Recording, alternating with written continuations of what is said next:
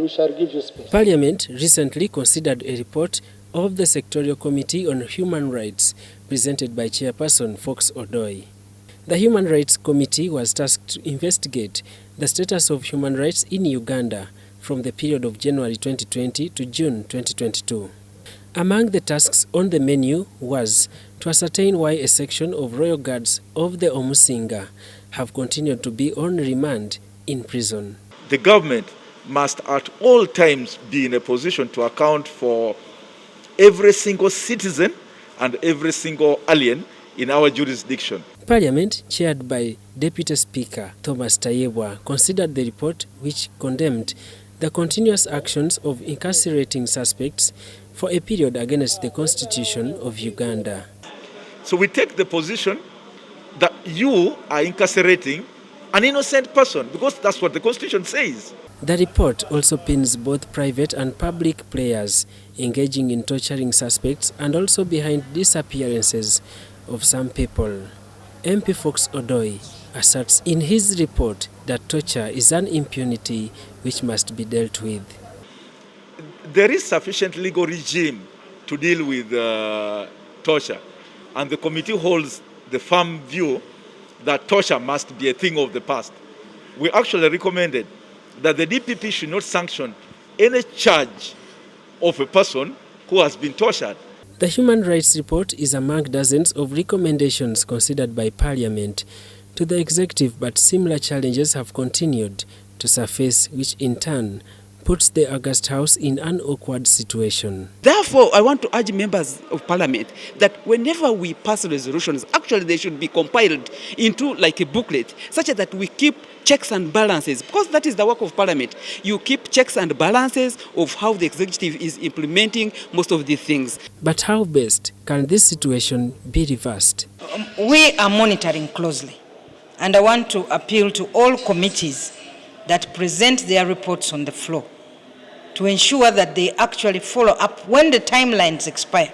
Currently, the investigations by Parliament Committee on Commissions, Statutory Authorities and State Enterprise on the management of Uganda Airlines has attracted attention of both the media and general public, with preliminary findings exposing the status of recruitment and staff salary structure at the national carrier. Even before the COSASA report is finalized, a section of the public deems the efforts of the committee fruitless. But I want to assure the general public that if we had kept quiet and nothing was done, you can imagine how it was going to be. The Minister for Works and Transport, General Katumba Wamala, has pronounced himself on the ongoing controversial job bonanza at Uganda Airlines, describing the process as an action aimed at undermining efforts of reviving the national carrier. In a video recording, General Katumba asserts that castigating in videos at Uganda Airlines affects the far-reaching impact of the national carrier. Do you think there are no problems in other countries with other airlines? Why are they collapsing? Are there no airlines which have collapsed? Why don't they make the headlines on the media? Why should Uganda Airlines be the ones every day, every other day? You know, if a mistake is made, then it's, hey, we brought it out of proportion. I think Ugandans, we need to refocus our. General Katumba Wamala's reactions not only speak volumes in regards to the end result of the investigations, but also widens the fate of the inquiries at the national carrier. We killed our airlines long ago. We are just trying to survive to bring it back. But we are spending more energies in trying to pull it down. What will be the benefit? It's my appeal, you the media people, that it doesn't pay. It doesn't pay to shoot ourselves in our own foot. This is what we are doing. That everything we do in COSASA is not to witch hunt anyone. Everything that we do is we look at the procedures, we look at policies, whether it has been implemented 100%. So some people, by the way, think that we are witch hunting. We are not witch hunting anyone.